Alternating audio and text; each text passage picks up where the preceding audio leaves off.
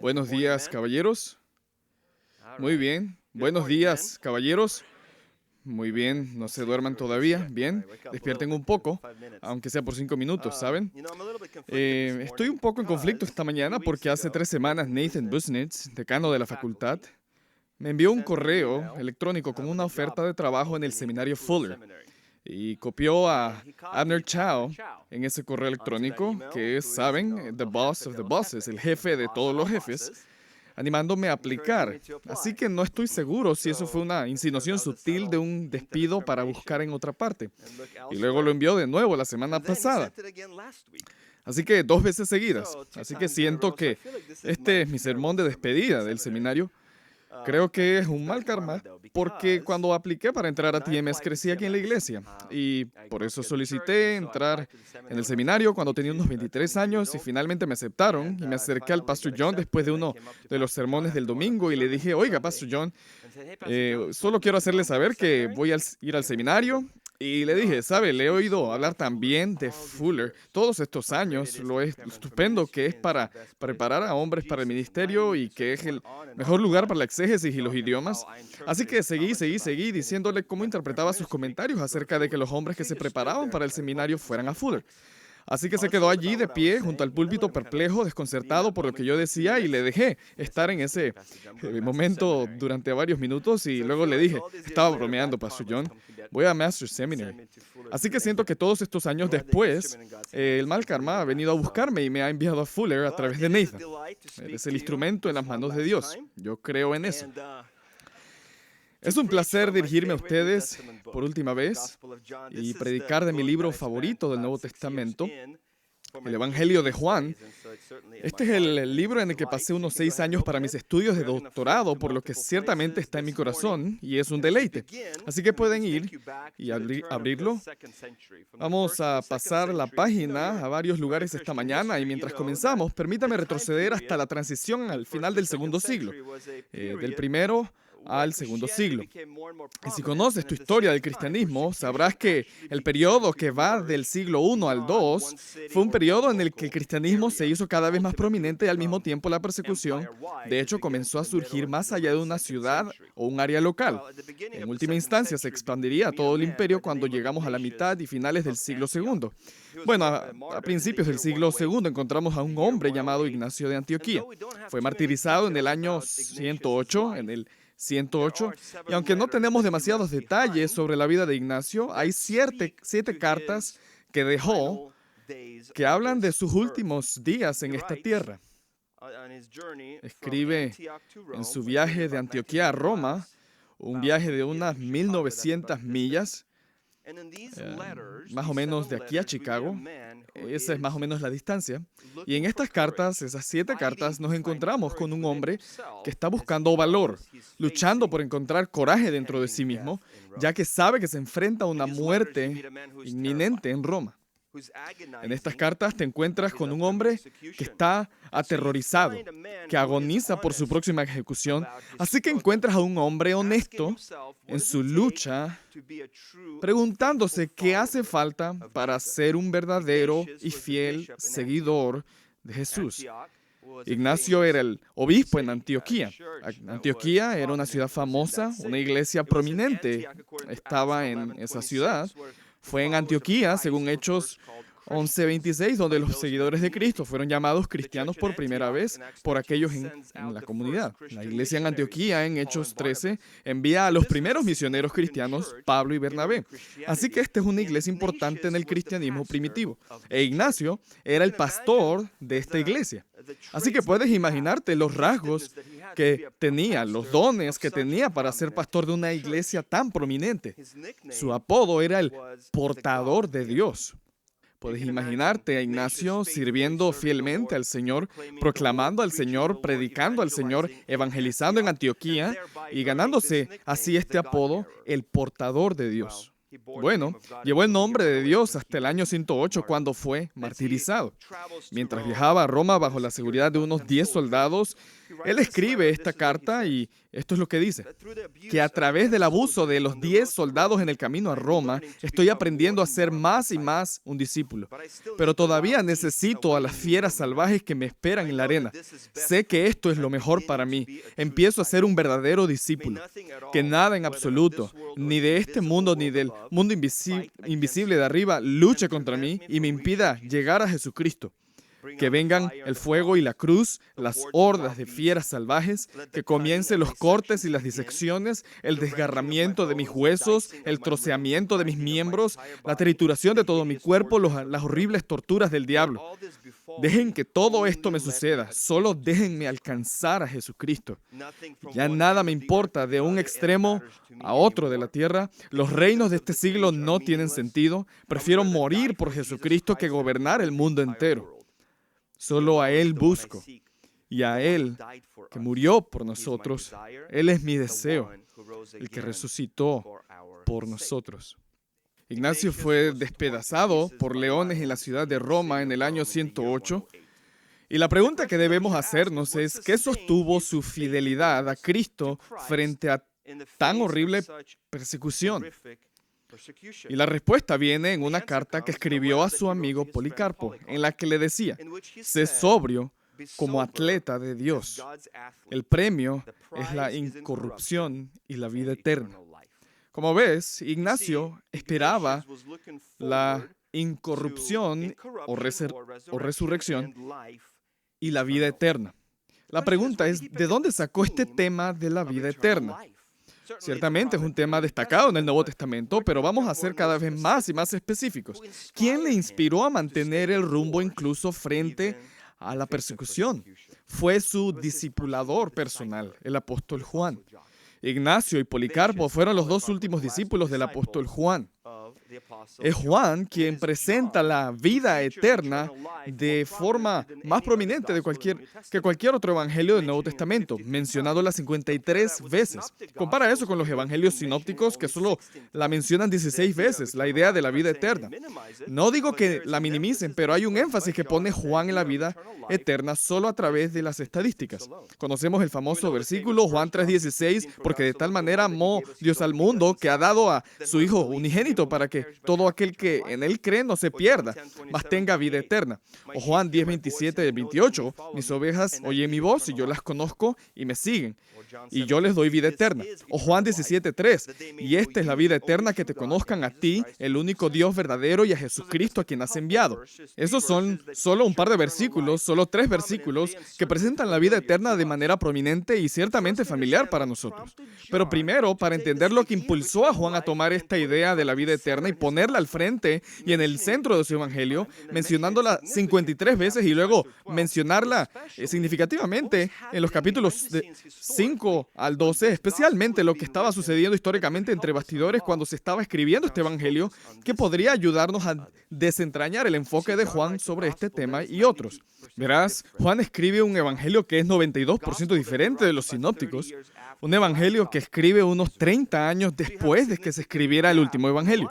Así que tienes una brecha significativa cronológicamente y luego tienes una diferencia significativa temáticamente. Es apropiado hacer la pregunta, ¿qué sucedió que lo habría influenciado poco antes de su propia muerte a escribir este evangelio?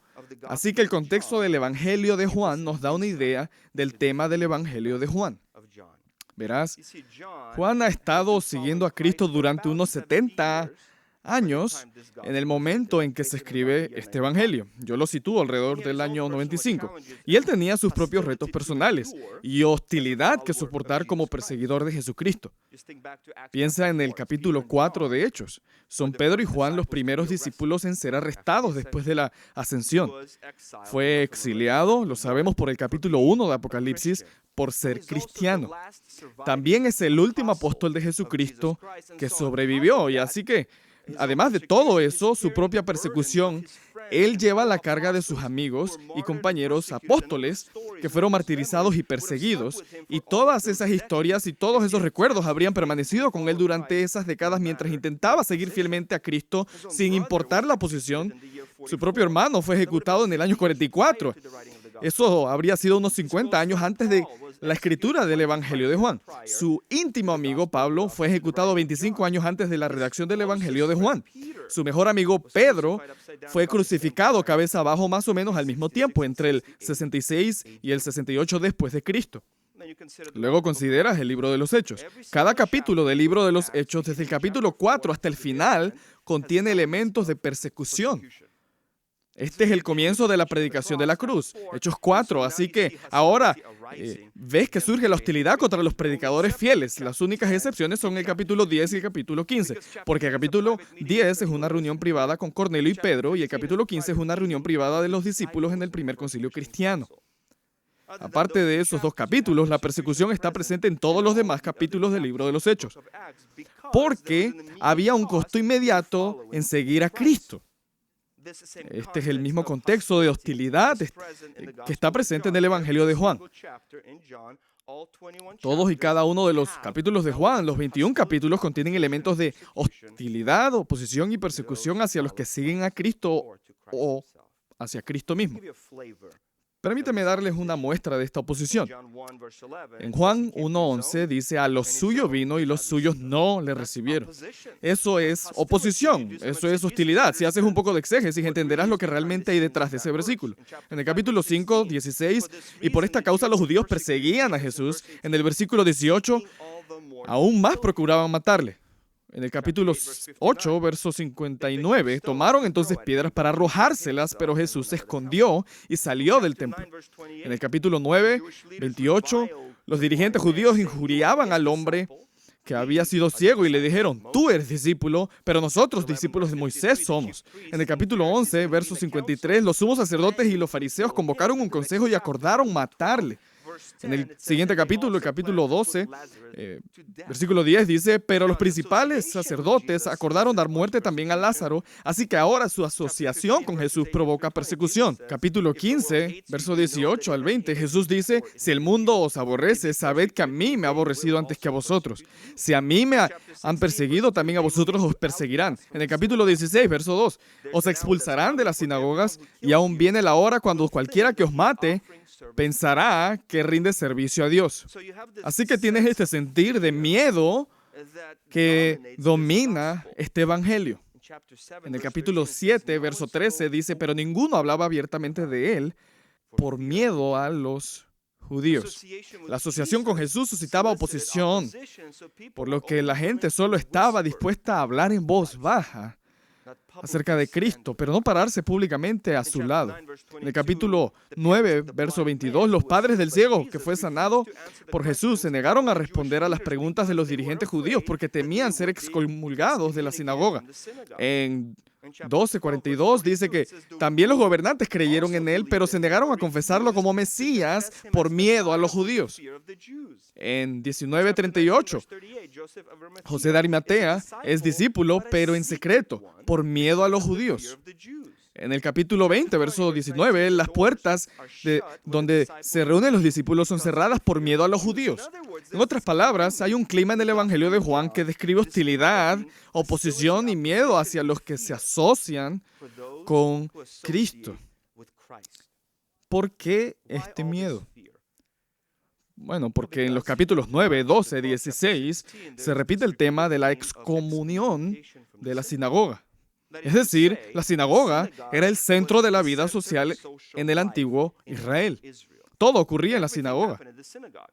Tus hijos iban a la escuela en la sinagoga, el culto se celebraba en la sinagoga, el sistema legal se establecía en la sinagoga, las bodas se celebraban en la sinagoga, tú existías en torno a la sinagoga. Así que la expulsión de la sinagoga te convertiría en un marginado social. Te aislaría de la vida social del antiguo Israel, así que la gente temía perder su estatus y su asociación con la sinagoga. Así que esa amenaza de los líderes judíos era efectiva contra aquellos que se asociaban con Cristo. Además de ello, tienes a Jesús, quien exige un alto precio a sus seguidores. En capítulo 12, verso 25, por ejemplo, y luego pasando al versículo 26, dice, el que ama su vida la perderá, y el que aborrece su propia vida en este mundo, para vida eterna la guardará.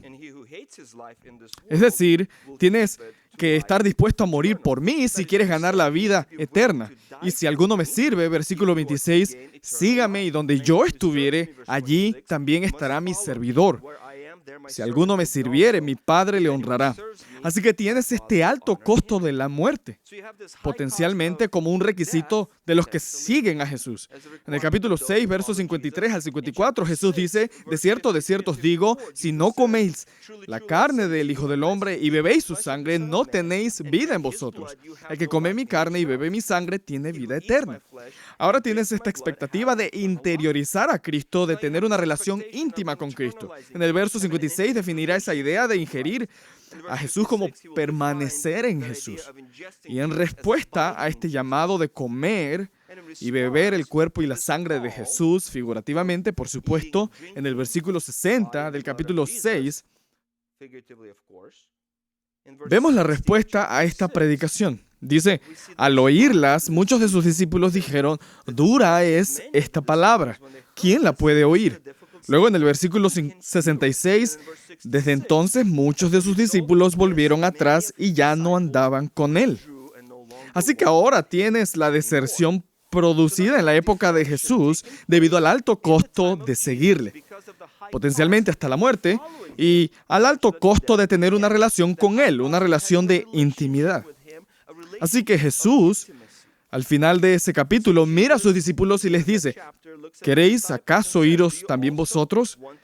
Hay este momento de potencial desesperación, desánimo, cuando Jesús mira a los 12 y dice, ¿van a seguir a las masas que se acaban de ir? Ahora sabemos que el capítulo termina diciendo que había uno que sí desertaría, y ese es Judas. Y Jesús sabía que él desertaría. Capítulo 13, él predeciría la deserción de Pedro, aunque fuera temporal. Así que el llamado de Jesús a seguirle y a ser discípulo suyo tiene un costo. Requiere sufrimiento, requiere vergüenza y quizá una muerte violenta. Es exactamente en este contexto en el que Jesús declara, sígueme. En este contexto de hostilidad y persecución en todo el Evangelio de Juan, y este mandato en tiempo presente, es decir, es un compromiso continuo de seguirle. Se nos presenta desde el capítulo 1 hasta el capítulo 21. Cuando Jesús dice a sus seguidores, o a sus discípulos, o a los que se interesan por él, sígueme.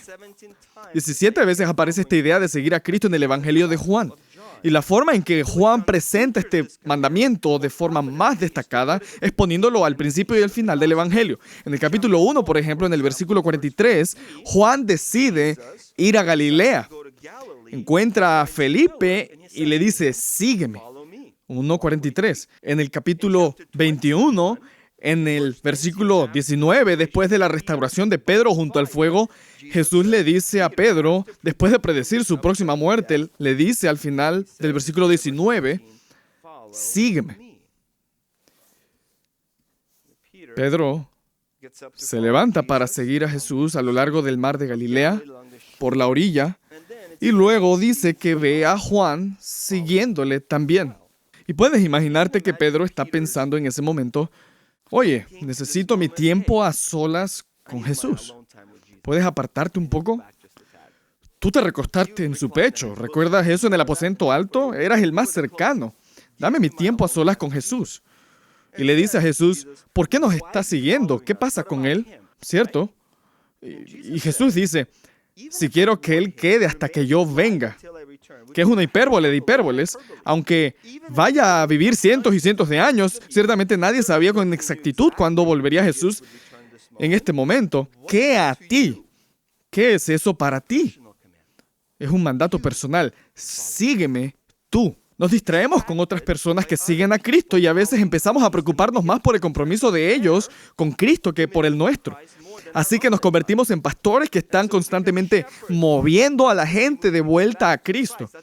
Eso es lo que hay que hacer y a veces descuidamos nuestro propio seguir a Cristo. Así que tenemos el síndrome de Pedro, donde empezamos a mirar hacia atrás o mirar alrededor para ver y asegurarnos de que otras personas están siguiendo a Cristo y descuidamos el mandato de, no, tú sígueme. Es un mandamiento personal, es un mandamiento que exige un compromiso continuo con Cristo. Es un mandamiento escrito por un hombre de más de 90 años quien reflexiona sobre sus 6 o 7 décadas de seguimiento a Cristo y dice, a esto se parece. Así que en el Evangelio de Juan hay 7 características para seguir fielmente a Cristo. La primera es creer en Él. 98 veces aparece el verbo creer en el Evangelio de Juan. 93 de esas 98 veces específicamente es creer en Jesús. Hay referencias a creer en Moisés, pero 93 de 98 son sobre creer en Jesús. De nuevo, la prominencia viene indicada por la cantidad, porque en los sinópticos hay 7 referencias al creer en Jesús. No quiero decir que Mateo, Marcos y Lucas estaban descuidando ese importante elemento, sino que Juan está destacando el creer de manera única. Y hay muchos versículos, por supuesto, que hablan de eso. Pero el que está unido a la profesión genuina de Cristo está en el capítulo 17, versículo 8, cuando Jesús está orando a su Padre, mientras reflexiona sobre sí mismo en los primeros versículos y luego pasa a reflexionar sobre sus seguidores, los 11. En el versículo 8 dice lo siguiente, las palabras que me diste les he dado y ellos las recibieron y han conocido verdaderamente que salí de ti y han creído que tú me enviaste.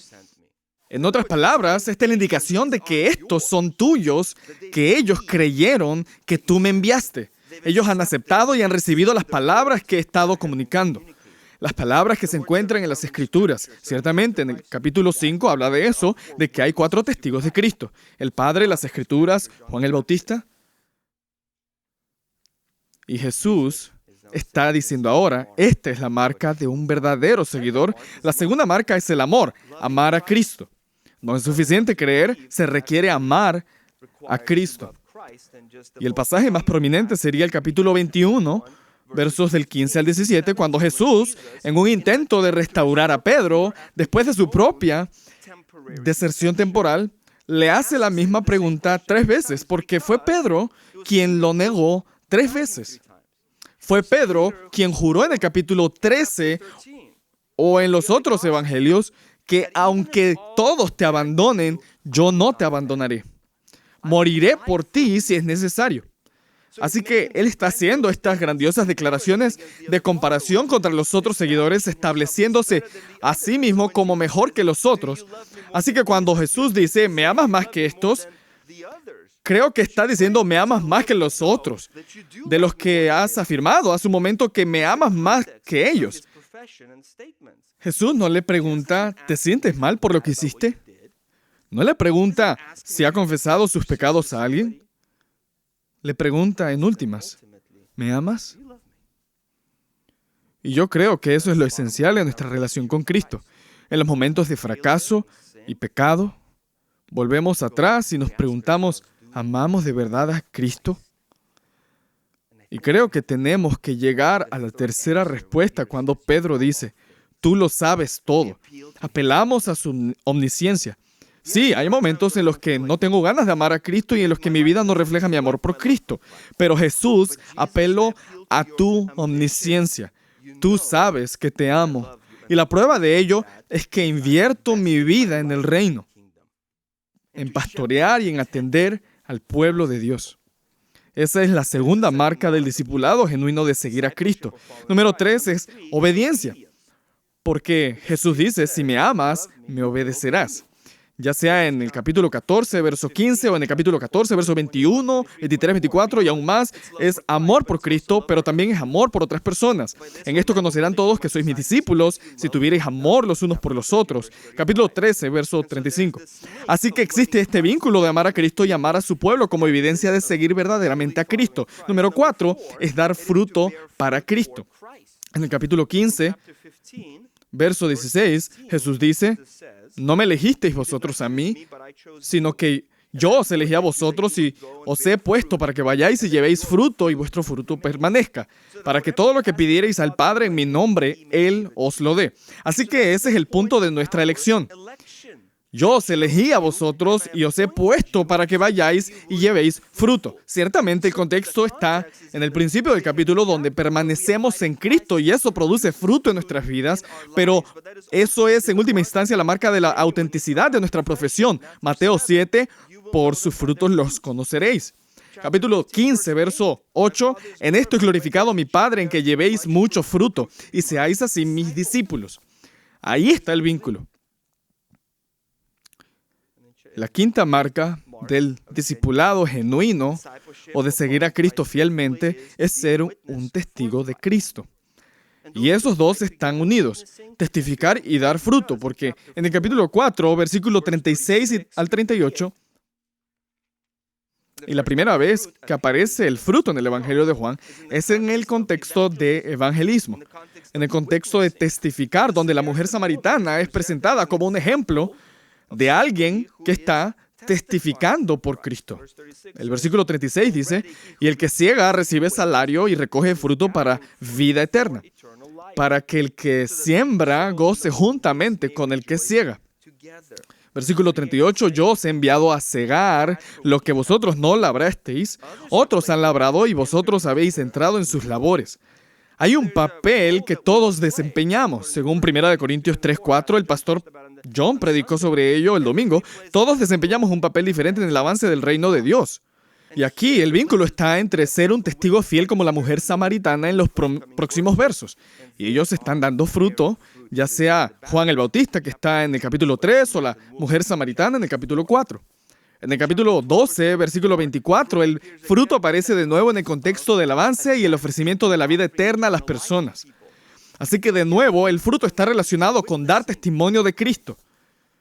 Y luego, por supuesto, en el capítulo 15, del 2 al 16, vimos eso. Eso es el enfoque del fruto. Ocurre debido a nuestra relación con Cristo. Y damos mucho fruto por el poder de Cristo en nosotros. Juan se enfoca en testificar y en levantarse por Cristo, en confesar a Cristo 48 veces en su evangelio. Y en el capítulo 12 explica por qué ciertas personas se niegan a confesar públicamente a Cristo o a dar testimonio de Cristo. En el versículo 42 del capítulo 12 dice esto: con todo eso, aún de los gobernantes, muchos creyeron en él, pero a causa de los fariseos no lo confesaban, para no ser expulsados de la sinagoga, porque amaban más la gloria de los hombres que la gloria de Dios. Esa es, en definitiva, la razón: temor al hombre. Buscar la gloria del hombre más que la gloria de Dios. Capítulo 5 explica eso. Al buscar la gloria del hombre o la gloria los unos de los otros, renuncias a la gloria de Dios. Así que Juan lo presenta como la quinta marca de un individuo que sigue a Cristo. Eres un fiel testigo de Cristo. No buscas prestigio, no buscas popularidad, no estás haciendo lo que Andy Stanley acaba de hacer. Probablemente viste el artículo organizando una conferencia para avanzar y abogar por el reconocimiento LGBTQ en la iglesia evangélica, porque el mundo celebra eso. Así que cambiemos un poco nuestro enfoque en nuestra búsqueda de prominencia y reconocimiento. ¿Cómo evitas eso? Bueno, vas a la sexta marca y es que tienes que odiar tu vida. Eso es Juan 12. El que ama su vida, la perderá. Y el que aborrece su vida en este mundo, para vida eterna, la guardará. Si alguno me sirve, sígame. Aquí está el vínculo entre seguir a Cristo y odiar tu vida. Esa es una marca de seguir genuinamente a Cristo. Y el resultado de eso es: estarás conmigo y mi Padre te honrará y recibirás vida eterna. Ese es el versículo 26. Así que tenemos que estar dispuestos a sacrificar nuestras vidas por algo que durará más que nuestras vidas. Como lo dijo Oswald Sanders, el mejor uso que se puede hacer de la vida de uno es gastarla en algo que durará más que ella. Así que seguimos a Cristo y lo hacemos fielmente a través de la séptima marca, es decir, permanecemos. Permanecemos en Cristo. Es un tema principal en el Evangelio de Juan. 3 aplicaciones de permanecer. Permanecemos en Él, permanecemos en su palabra y permanecemos en su amor. En Juan 8:31, por ejemplo,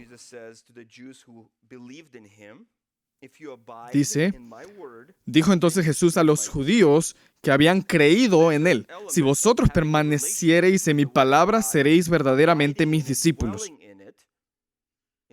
Así que hay un elemento de tener una relación con la palabra de Dios. Permanecemos en su amor. En el capítulo 15, Jesús no dice simplemente permaneced en mí en múltiples ocasiones para que seáis fecundos, para que no sean echados fuera como pámpanos. Versículo 6, por ejemplo, sino, versículo 9, como yo los he amado, permanezcan en mi amor. Así que reflexionamos sobre su amor, recordamos las promesas que nos ha hecho, recordamos Romanos 8:31 al 39, que nada nunca nos separará del amor de Cristo, que es en Cristo Jesús, canalizado hacia nosotros. Recordamos el Salmo 23, que su amor nos acompaña en esta vida hasta llegar a la casa del Padre. Y entonces Juan toma eso y en Juan 14 dice, nosotros vamos hacia la casa del Padre. Y creemos eso. Ese es nuestro destino.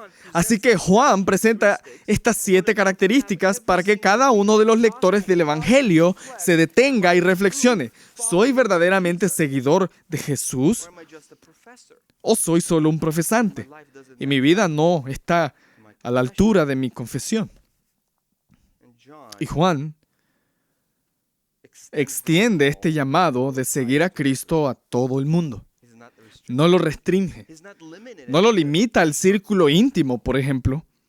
74 veces mencionará el discipulado en referencia a Jesús. Mathetes, un seguidor de Jesús, alguien que está unido a Jesús. Y si estudias la idea del discipulado en el mundo antiguo, llegarás a la conclusión de que siempre se trata de un vínculo personal a alguien. Ya sea en el contexto de un entorno maestro-alumno o un maestro y un individuo que está aprendiendo un oficio bajo ese individuo, siempre se trata de dejar que esa persona que es superior a ti, alguien con más experiencia que tú, mejor formado que tú, mayor que tú, dejar que ese individuo moldee tu vida por completo. Así que no se trata tanto de hacer o leer, se trata más bien de un vínculo. Y dejar que ese individuo moldee tu vida. Es una lealtad personal que involucra toda nuestra vida. Eso es a lo que nos invita Juan cuando dice al principio y al final, y varias veces a lo largo del Evangelio, sigue a Cristo y sé un discípulo fiel suyo. Apégate a Él, permanece en Él. Permanece en su palabra, permanece en su amor. Bien, ese es el contexto y luego la llamada al discipulado. De eso trata Juan. Y luego tenemos un modelo a seguir. ¿Ves? Juan no nos está llamando a nosotros ni a ningún lector a algo que él no estaba haciendo. Pasó 3 años siguiendo a Cristo. Personalmente, mientras Jesús estaba en esta tierra, fue uno de los 3 discípulos más cercanos a Jesús. Estaba en el círculo íntimo con Pedro y Santiago. Y vemos en ese periodo de tiempo a un hombre que fue transformado de ser un hombre o un hijo del trueno al discípulo amado. Un hombre cuya vida cambió radicalmente gracias al tiempo que pasó con Jesús. Un hombre que en un momento de su vida, en Lucas 9, pidió u ofreció a Jesús incendiar todo un pueblo de samaritanos porque se negaban a acogerlos. Para ahora, dedicar casi un capítulo entero de su evangelio a la historia de la mujer samaritana. Mateo, Marcos y Lucas no hicieron eso, pero ves la conciencia y el cambio y la transformación de alguien que tenía una hostilidad contra los samaritanos. Ahora permítame presentar no solo a algún famoso maestro samaritano, un rabino tal vez, no. Permítame presentar a una mujer que habría sido descuidada y descartada y completamente ignorada, una samaritana. Permítame pasar casi un capítulo entero presentando su historia, porque Él cambió su entendimiento y Cristo hizo eso por Él. ¿Ves? A un hombre que pasó de Marcos 9 viniendo a Jesús y diciendo jactanciosamente, le prohibí a otro seguidor hacer ministerio en tu nombre porque no era uno de nosotros. Y la respuesta de Jesús es, si no está contra nosotros, está a nuestro favor, déjalo en paz. Y luego despliega esta palabra, discípulo, 74 veces en referencia a Jesús. Él está evitando, en algún sentido, no completamente, pero minimizando el término apóstol y el término 12. Los 12, porque esos son más restrictivos, mientras que discípulo es más inclusivo. Cualquiera puede ser discípulo de Jesús. Fue Juan y su hermano Jacobo quienes se acercaron a Jesús en Marcos 10 o Mateo 20 y le dijeron, ¿podemos sentarnos a tu derecha y a tu izquierda?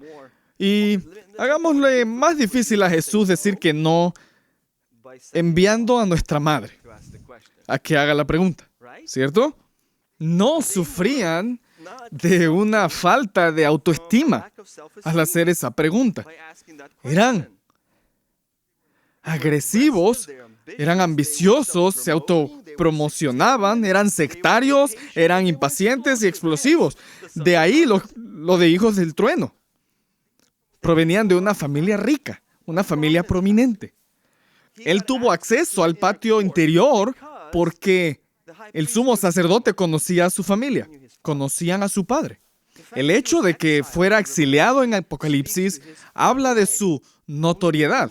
Solo las élites eran exiliadas, el resto eran ejecutados, pero él fue exiliado. Eso es lo que hicieron los romanos. De nuevo, habla de la notoriedad y la prominencia de su familia en el antiguo Israel. Así que, por supuesto, eran engreídos y mimados, famosos niños ricos.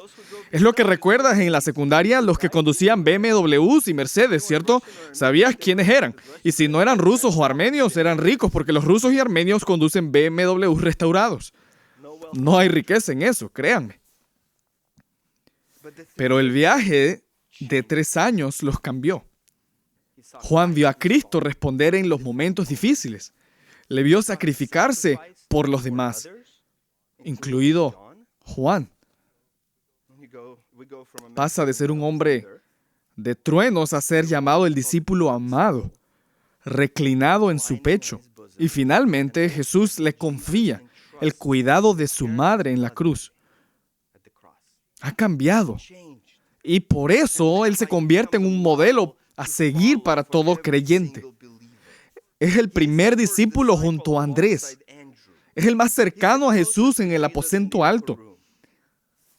Así que reúne los requisitos para escribir la biografía de Jesús. Lo conoció personalmente. Y lo hemos visto siendo leal a Jesús en el momento más difícil de Jesús, porque en el capítulo 18, después de que Jesús es traicionado, después de que Jesús es arrestado, cuando tiene lugar el interrogatorio sobre Jesús y lo que enseñaba y quiénes eran sus seguidores, en el versículo 15 del capítulo 18 dice, y seguían a Jesús Simón Pedro y otro discípulo, ese era Juan, y este discípulo era conocido del sumo sacerdote y entró con Jesús al patio del sumo sacerdote. Así que él entró en aquel territorio donde había hostilidad y oposición. Él pudo haberse quedado fuera del atrio donde estaba Pedro. Era un poco más seguro estar a distancia de Jesús en ese momento porque estaba siendo interrogado. Y Pedro, en el versículo 17, parado afuera, está siendo confrontado. El versículo 17 dice, la criada portera dijo, ¿no eres tú también de los discípulos de este hombre? Dijo él, no lo soy. En el verso 25, estaba pues Pedro en pie calentándose y le dijeron, ¿no eres tú de sus discípulos? Él negó y dijo, no lo soy. Verso 26, uno de los siervos del sumo sacerdote dice, ¿no te vi yo en el huerto con él? Negó Pedro otra vez y enseguida cantó el gallo. Pero el versículo 26 nos da un pequeño detalle. Era pariente de aquel a quien Pedro le cortó la oreja. Este hombre estaba allí vio a Pedro realmente cortar la oreja de su pariente. Tiene que haber una respuesta emocional a eso. No dejas que alguien lastime a un familiar tuyo sin que haya consecuencias. No recuerdas la cara del hombre que te hizo daño, ¿verdad? O que hizo daño a alguien de tu familia. Así que mientras Pedro se calienta con los enemigos de Cristo que acaban de arrestarlo, Juan está en el patio interior. Está con los que odian a Jesús y trata de apoyarle. Y puedes imaginarte esta escena, el fuego ardiendo donde Pedro se está calentando. Es un símbolo de calor y comunión, intimidad, compañerismo. En otras palabras, Pedro, desde una perspectiva narrativa, está en comunión con los enemigos de Cristo, mientras que Juan está en el patio interior tratando de apoyar a Cristo. La ironía de todas las ironías está en el versículo 19. El sumo sacerdote está interrogando a Jesús sobre sus discípulos. Nos está regresando al tema del Evangelio de Juan, el discipulado genuino. En el capítulo 13, verso 37, Pedro jura, yo moriré por ti si es necesario. En otras palabras, yo soy un discípulo genuino. Cuando le preguntan a Jesús sobre sus discípulos y luego cuando le preguntan a Pedro si tú eres su discípulo, la negación tiene lugar. Esto se vuelve realmente personal. Así que Pedro miente, ciertamente, pero en Marcos 14:71 dice, él comenzó a maldecir y a jurar. En otras palabras, se puso a sí mismo bajo la maldición de Dios, diciendo, si te estoy mintiendo, que Dios realmente me condene al infierno. Así de temeroso estaba Pedro. Y Juan está tratando de ser fiel y de seguir. Y acaba de recordarles en el capítulo 15, en el aposento alto, ustedes serán mis testigos. Pedro tiene un momento para levantarse y ser testigo y falla 3 veces. Sí, en esta escena, Pedro es un ejemplo a no seguir, mientras que Juan es un ejemplo a seguir. Pero, mientras vas al capítulo 21, Jesús reconstruye la escena. La reconstruye para darle a Pedro una segunda oportunidad. Así que el fuego le traería recuerdos y el olor lo llevaría a ese momento en que negó a Cristo y le dio una segunda oportunidad para cumplir su promesa. Del capítulo 13, yo quiero morir por ti. Así de comprometido estoy contigo. Jesús dice, está bien, te daré una segunda oportunidad. El versículo 18 dice, cumplirás tu promesa. Esa es la bondad de Jesús. Y con Juan vemos a un individuo que es el discípulo paradigmático, un seguidor de Jesús, incluso en los momentos más difíciles de Jesús, incluso cuando hay una amenaza potencial contra su vida. Así que la pregunta para nosotros, como los que predicamos a este Jesús, los que intentamos llamar a otras personas a seguir a Jesús, ¿lo estamos siguiendo nosotros mismos o solo miramos a nuestro alrededor para asegurarnos de que otros lo siguen? ¿Reconocemos y aceptamos el precio de seguir a Jesús? Potencialmente la muerte. ¿Quién sabe lo que nos depara el futuro? Ciertamente, analizar los tiempos que estamos viviendo podría conllevar más persecución por delante. Solo piensa en lo que acaba de pasar con James Coates o Tim Stevens. No está más allá de la posibilidad de que nosotros, los que somos fieles a Cristo, los que proclamamos a Cristo, podamos ser perseguidos, como muchos están siendo perseguidos hoy en todo el mundo. Y la pregunta entonces es, ¿estoy dispuesto a seguir a Cristo sin importar el costo? ¿Sin importar el estándar? ¿Sin importar la pérdida de prestigio en este mundo o la prominencia social? ¿Ves? La forma en que Juan responde a esta pregunta es presentando 26 razones para seguir a Jesús. Pero en realidad se resumen en 3. Y no tengo tiempo para repasarlas todas, pero permítame presentarles para que en tu futuro estudio en Juan puedas al menos comenzar a identificarlas. Las 3 son exclusivas de Juan. No las encontrarás en los sinópticos. Por ejemplo, permanecer no aparece en los sinópticos, pero esa es una de las 3 nuevas razones principales que Juan despliega en su evangelio como motivación para que sigamos fielmente a Cristo. Tenemos una relación permanente con la Trinidad, con el Padre, el Hijo y el Espíritu. El capítulo 14 habla de ello. Aquí ahora, 14:23, y en el futuro, 14 del 2 al 3.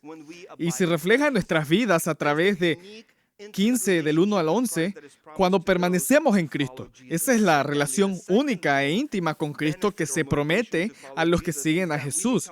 En segundo lugar, el segundo beneficio o motivación principal para seguir a Jesús es que nos convertimos en amigos de Jesús. Juan 15 del 13 al 16 habla específicamente de una relación nueva formada entre Jesús y los seguidores de Jesús. Es decir, en el contexto del mundo antiguo, Jesús habla como un rey. Se le presenta como rey en el capítulo 1, en el capítulo 3, en el capítulo 6, en el capítulo 12, en el capítulo 18, en el capítulo 19. Ciertamente, el tema de la realeza domina el Evangelio de Juan. Así que Jesús entra en escena en el capítulo 15 y dice, yo los hago amigos, hablando como una figura real. En la antigüedad, los faraones, los reyes, los emperadores, los asmoneos, los griegos, los romanos, todos tenían un pequeño círculo íntimo de confidentes. Se les llamaba amigos del rey o amigos del emperador. Así que Jesús, pienso, nos está introduciendo en esta relación diciendo, al final seréis verdaderamente honrados. Capítulo 12, verso 26. Estarás en este círculo con Jesús porque eres un fiel seguidor de Cristo. Eres un amigo de Jesús. No se trata solo de intimidad, se trata de elevación a un círculo real. Y número 3, tú estás en la familia de Dios. Así que familia, amistad y compañerismo son las 3 motivaciones principales para seguir fielmente a Jesús. Y la promesa de la familia aparece en el capítulo 1, versos del 12 al 13. A los que creyeron en su nombre, les dio derecho de ser llamados hijos de Dios. Y esa promesa de ser adoptados en la familia de Dios resuena en el resto del Evangelio, a través del lenguaje de la familia que se encuentra en casi todos los discípulos. Como Juan está tratando de animar a la gente que se enfrentaba a la oposición y a la persecución hasta el punto de la muerte, capítulo 16, 2 y 3, y dijo, vale la pena seguir a Jesús. Porque sí, puede que pierdas tu estatus en la sinagoga, sí, puede que te conviertas en un inválido social, en un leproso completamente separado de tu familia, de tu lugar de culto, del sistema legal, no tienes derechos, no tienes habilidades escolares, puede que estés completamente separado, pero eres traído a la familia de Dios y te conviertes en un hijo de Dios, un hijo del rey, el rey de reyes. Por eso Juan presenta al Padre 120 veces. Porque la paternidad de Dios se eleva a una relación personal con el Dios de dioses, el Rey de reyes. Así que Juan dice, incluso si significa que lo pierdas todo, merece la pena seguir a Jesús, porque te conviertes en un amigo de Jesús. Entablas una relación permanente con toda la Trinidad y entras en la familia de Dios. Y termino con la historia de Policarpo, quien en el año 156 tenía 86 años y era considerado el padre espiritual en Esmirna. Y debido a su influencia espiritual en esa zona, los romanos lo eligieron como ejemplo para detener a otros cristianos, ya que lo persiguieron. Fue etiquetado como el enemigo del Estado. Esmirna era una gran metrópoli. Hombres famosos como Homero procedían de esa ciudad. Estaba llena de casas de baños y templos, escuelas de retórica, escuelas de medicina. Era una ciudad floreciente. Así que de nuevo tenemos a Policarpo, un obispo en esta ciudad, una ciudad de importancia y una ciudad de influencia. Así que lo eligen, los romanos lo hacen para martirizarlo y detener la propagación del cristianismo. Y ellos identifican a 2 jóvenes que ayudaban a Policarpo. Los torturaron hasta que les dieron con su paradero.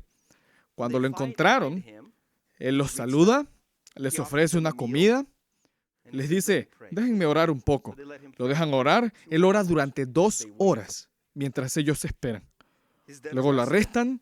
Es llevado ante el jefe de policía y el jefe de policía tiene una simple petición para él. Y le dice, solo di, César es el Señor. Y ofrece incienso al emperador y serás liberado. Policarpo se niega, así que lo conducen a su ejecución en el estadio. El gobernador interviene y le dice, eres un anciano. ¿Por qué te sometes a esta tortura? Solo di que César es el Señor y ofrece incienso al emperador y te liberaremos. Policarpo dice, durante 86 años le he servido. Nunca me hizo mal. ¿Cómo puedo ahora blasfemar a mi rey que me salvó? Así que el gobernador le dice, te arrojaré bestias salvajes. Y Policarpo dice, tráiganlas. Dice, te rostizaré en el fuego. Policarpo responde, ¿qué estás esperando? Haz lo que quieras. Al terminar el interrogatorio, lo llevan al estadio. El heraldo sale y dice a todos los presentes, Policarpo ha confesado ser cristiano. La multitud comienza a corear, muerte al destructor de nuestros dioses. Que vengan los leones. Los leones no estaban disponibles por alguna razón, así que lo atan a una estaca e intentan quemarlo. Y mientras está allí siendo quemado vivo, ora, oh Señor Dios Todopoderoso, te doy gracias porque me has considerado digno en este día de tener parte en el número de tus mártires, en la copa de tu Cristo, a la resurrección de la vida eterna. ¿Ves? La carta que recibió de Ignacio, animándole a ser fiel, porque le esperaba la resurrección y la vida eterna, le impactó. Y cuando él murió, unos 50 años más tarde, pronunció palabras similares, porque estaba motivado por lo que encontramos en el Evangelio de Juan. Hace que valga la pena pagar cualquier costo necesario para seguir a Cristo, porque al final obtenemos la resurrección y la vida eterna. Ese es nuestro mensaje. Y en este entorno es necesario proclamarlo con valentía, claridad y fidelidad al verdadero mensaje. Permítanme orar para que todos lo hagamos fielmente mientras duren los años del ministerio que Dios nos conceda. Señor Dios, te damos gracias por el mensaje del Evangelio que nos salvó y que ahora proclamamos. Oro para que todos nosotros, los que hemos sido formados en este seminario por hombres a los que admiramos, respetamos e imitamos, como Pastor John, seamos fieles a seguirte cueste lo que cueste y a proclamar el mensaje del Evangelio en cualquier contexto en el que nos coloques. Te pedimos valentía y te pedimos fidelidad. Lo hacemos porque queremos que Jesucristo sea honrado en nuestras vidas. Amén.